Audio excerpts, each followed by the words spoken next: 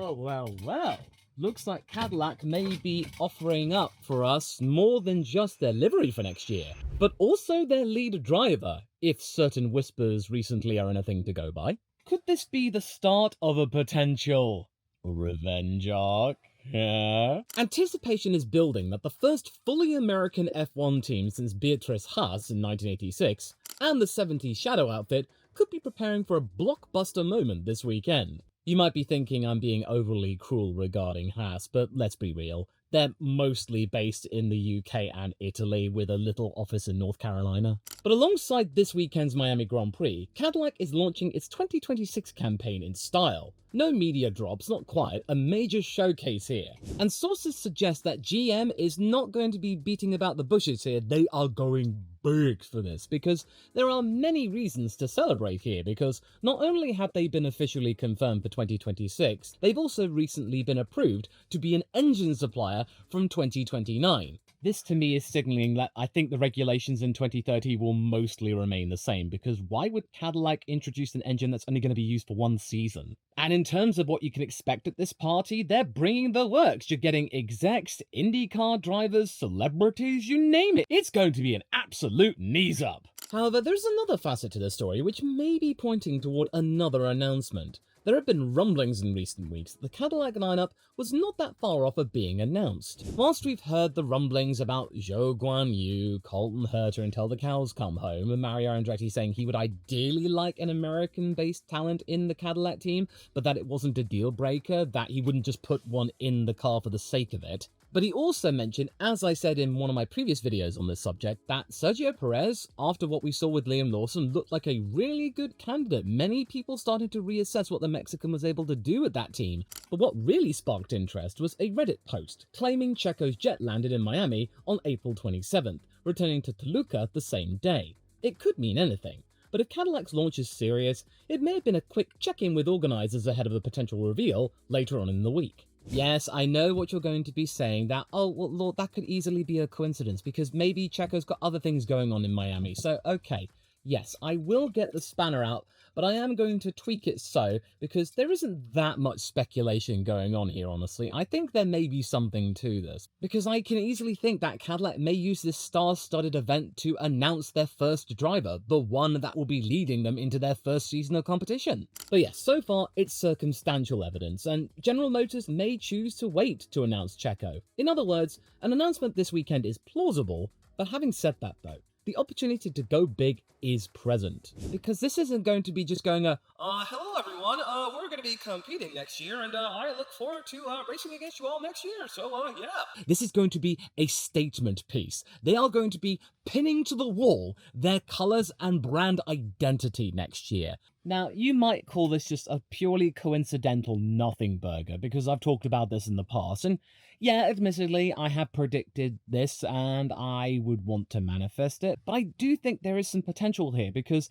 they're calling this event the introduction of the Cadillac Club. This is going to be a very serious and bombastic event, so this would easily be part of that. It does track in my honest mind. They could easily use this to drop a bombshell on us, because they built this launch around show business spectacle. The invitation bills the night as the cultural centerpiece of the Miami Grand Prix. With A-listers and media, they're guaranteed to be watching. So dropping a Latin American race winner onto that stage, it would amplify the brand's exposure in both the US and Mexico at the same time.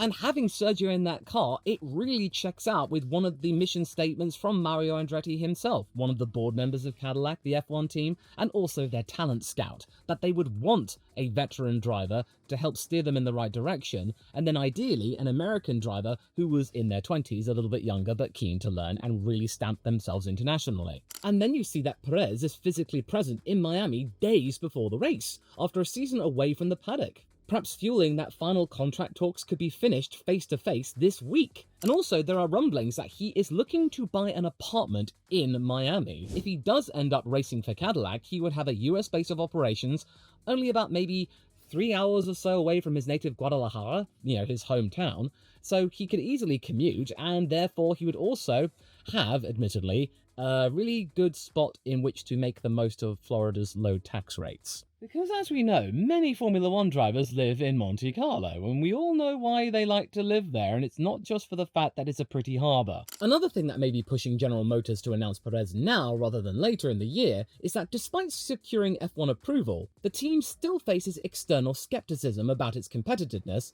and its legitimacy. Unveiling somebody like Sergio Perez with a long track record in Formula One and having done his part and had some really good performances in his time, this could easily be a statement that they are looking at the current Formula One market, be they free agents or otherwise, and taking it seriously. Having somebody who's been around the block instead of just having two complete newbies who have no experience in Formula One whatsoever. And on top of that, if Ferrari has taught us anything in how they handled the announcement of Lewis Hamilton, they went big extremely early, nigh on a whole year before Lewis Hamilton stepped on Maranello soil in an official capacity. So if you think about this, if General Motors wants to make a bombastic statement, it's best to do it now at the first of 3 US Grand Prix. Because the next time they're going to get this opportunity to announce it on American soil, it's not going to be until Austin, which is in October. 5 months of potential marketing pushes with Checo representing their brand. That is going to be huge.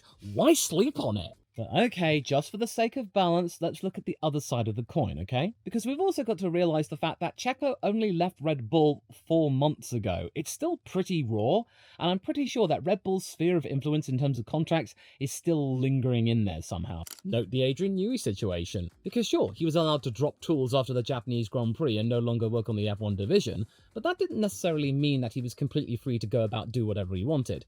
Sure, he could announce that he was going to be working in Aston Martin, but that didn't necessarily mean that he was free to work from them from the start of September, October when he was announced. He still had to wait until March of this year, and he was also busy with the RB17 hypercar project for Red Bull's Advanced Technologies division, so therefore he was really not ensconced in the 2026 regulations as they were finalised. Then the embargo was lifted in January. He was really behind. No, Christian kept his hands tied. And let's not forget also that as General Motors and Cadillac have said, they would ideally like to have an American-based talent that everyone in that country recognises instantly. But the reality is that Colton Herta, their ideal choice, since he is an Andretti man himself, he does not have the super license points required to be able to race in F1. That may change this year if he does well in IndyCar. Also, other candidates which may be eligible, including the likes of Pato O'Ward, who already has a super license to his name. And then, of course, there's Alex Palou, because he is a champion. He, of course, has the super license points required. But at the same time, I doubt that he's going to be going anywhere near F1 after his little finagling with McLaren. I think he would rather just stick to IndyCar, build himself a big, strong legacy in North America, and then, of course, announcing one driver whilst leaving the identity of the second driver hanging could easily spark questions as to whether or not Cadillac was serious about having an American driver in there in the first place, questioning their national identity. I'll just leave that thought hanging there, okay? And even though Sergio Perez comes with heaps of sponsors and investors willing to see their main man back in F1 with a point to prove, there could be other commercial partners of General Motors who may not want to collaborate with these partners. They may not synergize well, so it might take some time to be able to get all of these negotiations in order. And Perez himself has also said that back at the end of last year, he would like to take at least 6 months or so to weigh projects up carefully to make sure that what he was getting into wasn't something at the spur of the moment. And we do have to look at the reality that as of now, Cadillac are only announcing this party as an announcement to Formula One and revealing their livery and colours and overall design language. However, if things do go well and these contract negotiations actually yielded some success, it could easily be leading up to, right at the end, a Steve Jobs-esque, oh, and one more thing. I mean, I must admit, it is very early in the season for Cadillac to be revealing what their design language will look like for next year, but this could easily be some kind of team catharsis, as the Miami Grand Prix last year, that wasn't a really good time for anyone involved when it was back known as Andretti. Because it was around the Miami Grand Prix last year when Mario Andretti was confronted by the likes of the former Liberty Media head Greg Maffei, saying that he would do everything in his power to make sure that his son Michael Andretti would never get anywhere near Formula One ever again after his really, let's just say, farcical illusion with McLaren back in 1993. Sure, it ended with a podium at Monza, but before then, you really need to look it all up. It's too much for this video. It wasn't great. But hey, at least we got the McLaren debut of Mika Hakkinen out of it. But then you got to look at the human side of it all. Mario was hearing this guy bash his own son, who he works closely with and holds dearly. So therefore, it spurred him on to then initiate that Department of Justice investigation, which got a lot of traction, and ultimately dragged Liberty Media into yet another investigation with that department, because then Live Nation was going on at the same time, which ultimately led to Michael Andretti stepping down from the Andretti side of things and Greg Maffei stepping down from Liberty Media. It was almost like a détente, that the two really big flashpoints were just extinguished. And that's why we got the Cadillac deal across the line. So yeah, the Miami Grand Prix, it doesn't have really nice memories for this entire organisation, does it? So to have this party is also just completely eschewing that to the past and a cause for celebration. I think it's a very shrewd move. Totally makes sense to me. But okay, Law, what's the most likely situation then? Well, yes, GM could announce Sergio this weekend, but there are other reports suggesting that he is one of a few prospects that might be pleading their case to the management as to why they should be selected to either work with Checo or be the team leader instead. And you only have to look at what Jonathan Wheatley's been saying, the now team principal of Sauber/Audi, the former head honcho sporting director of Red Bull Racing, and what he said, I think, speaks volumes. These are not empty, folks. Ahem. I think Checo was perfectly capable of returning and quickly adapting to the pace in a new team. Last year, he was sitting in one of the toughest seats in F1 next to Max. When you're alongside a driver like that, you have to constantly look at yourself in the mirror and rebuild. But perhaps even that isn't enough. You have to continually look at yourself in the mirror and ask new questions. If we look back, we can see that he struggled a bit more with the car compared to Max, and it seems that at Red Bull this year, it's the same thing. Is this just flattery, Law? Well, no, not quite. Jonathan Wheatley, the same man who kept Red Bull's operations razor sharp, doesn't hand out praise lightly. His statement that Checo can quickly adapt to the pace in a new team, it reads more like a technical endorsement than just a nice little compliment. And I trust what Jonathan Wheatley says, because he's been asked constantly since he really made himself known at Sauber, because as we saw in Bahrain, everyone then just turned to Jonathan and went, "Hey Wheatley, what do you think of that?" And then he responds. And also, he acknowledges that, yes, the second Red Bull seat is one of the toughest seats in Formula 1. He is accepting of this, that maybe more people within Red Bull Racing accept the fact that if you're in that second seat, expect it to not be a great time. And that means he's shifting the blame away from Sergio after his really tricky 2024, and it really highlights that the technical team were just turning a blind eye towards Sergio's concerns, stonewalling him, only breaking that stonewall down when Max started to violently gesticulate toward them, going, "Hey, the car is the problem, not the driver!" Only with a Dutch accent. So the message from Wheatley, any driver would look relatively incompetent next to Max in that car. That narrative shift is pure gold, and it really goes hand in hand with what Mario said regarding Liam Lawson's plight. It made Sergio look good, and Jonathan Wheatley said, yeah, Checo is good. Additionally, Wheatley's image of a driver constantly looking in the mirror underlines Checo's self-awareness and flexibility, two assets which new teams may rate highly when their machinery and facilities are still a work in progress and untested. Despite Andretti doing a lot of good work in building a Silverstone base, that means they have some European operations, it was really good because that's where all the big jobs are at. In his mind, Checo is a fast learner, and that he is not egotistical, and that he may be a really good asset when it comes to moments when the car gets a little bit messy. Perhaps maybe away from the influence of Red Bull, he might be able to thrive again, see more of the elements that we saw at Force India and Racing Point, which really rated him as one of the dark horses of the 2010s. And that kind of stuff is what Cadillac would really, really like. And another reason why I've included this quote from Jonathan Wheatley, it is relevant, it's down to timing, because we've only got to look at when this statement was dropped, and all of this stuff regarding Cadillac, their party, the Checo rumours, it's all come around at once, which has given Checo so much marketing clout. And it's really lessened the whole exit in 2024, and given that there's so much hype now when it's all just speculation, if this were real, GM would be looking at this and go like, oh, okay, that's pretty powerful. So the bottom line, in Jonathan's mind, Perez isn't washed up. He's just been swimming in deep water, and he's ready to steer a new ship. And this next part can apply regardless of when he is signed up, be it later in the year or this weekend. It's General Motors' push into Mexico itself. they're going to need a beaming Sergio showcasing their new vehicles, and Checo, he carries tons of star power in his native territory. They are really pushing their EVs hard, and they're going to need somebody as a mascot to help build up sales, because at the moment, they're looking relatively modest. There's the Optique and the Escalade IQL. These rollouts will keep them in the headlines, and pairing it with somebody like Checo, it could supercharge that visibility. But then you might be thinking, well, what about the tariffs law? Surely that would be affecting General Motors, that they'd be pulling out of Mexico to go back into the States. Well, yeah, that is a valid point, but as of now, General Motors has stated that no changes are about to be taking place. They're anchoring a lot of their EV production with their Ramos Arizpe plant, and sorry if the pronunciation I butchered, I'm trying my best here. If you've got somebody with that much star power in that area of the world, Sergio and Cadillac, General Motors, it would be a match made in heaven. Their sales in Mexico would go through the roof. Much like how sales of Audis when Ayrton Senna bought a Quattro, they went through the roof as well. Brand association. Yeah, okay, Law, you're talking about marketing, yada, yada, yada. Yeah, Checo can bring sales, whoop-de-doo, that's what he was doing at Red Bull. What does this mean for Formula 1 then? Well, okay, we will get onto that part now. If Perez does secure the first seat, the second slot remains open, but several factors shape who is most likely to join him. And you've only got to look at what Colton's been saying, because he's been getting steadily irritated regarding all of the noise about Formula 1, which has been building up, I think, since 2023, when he was attached to AlphaTauri.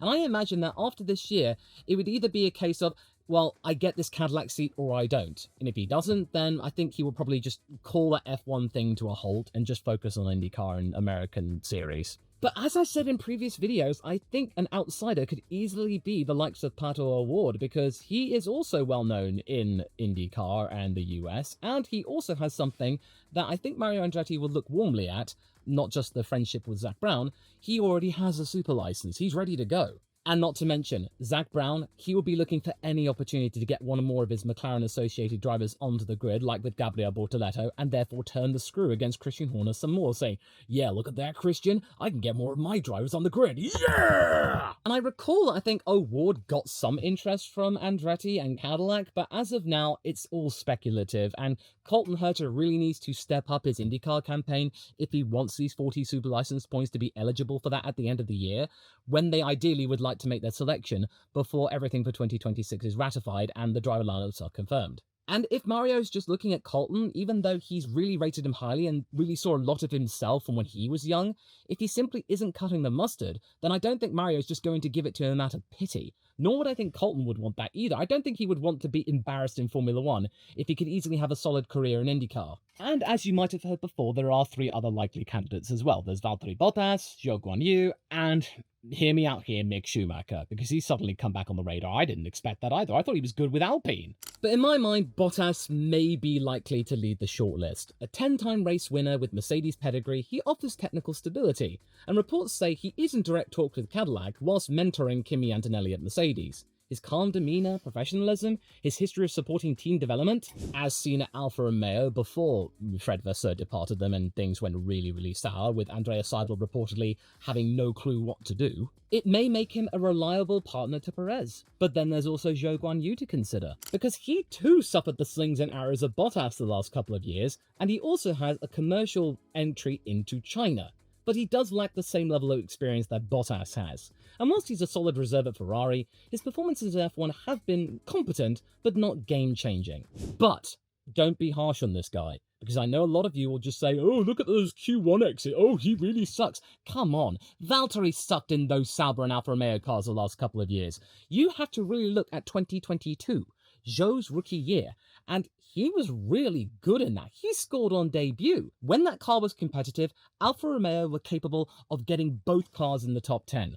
So you really need to look back at that and look at the true potential. So I do think people are a little bit harsh on him. I would like to see him in a more representative car. And again, with a manager that seems to know what they're doing, like with Graham Loudon, because, well, he managed to make Manor do something, so I therefore think he's got some credentials. He needs to be working with a car and a team that is not, as his bare cheek bro once said, a mistake. And yes, Mick Schumacher is another contender. Currently active in the World Endurance Championship with Alpine, Schumacher has said many times that his top priority is to get back into F1, and the Schumacher name does have a lot of recognition in the States, a potential draw for fans and sponsors. Yes, I know that many people are going to be pointing to his Haas career and laughing, calling him Mick Shoe Crasher, but you've really got to look at him where he is right now and how he has progressed and matured. He is a rock with the Alpine organization. Nobody within the organization is faulting him whatsoever regarding his ability and work ethic. He is very much like his father. He is dedicated. And that is something that will really stand him in good stead, in my honest opinion,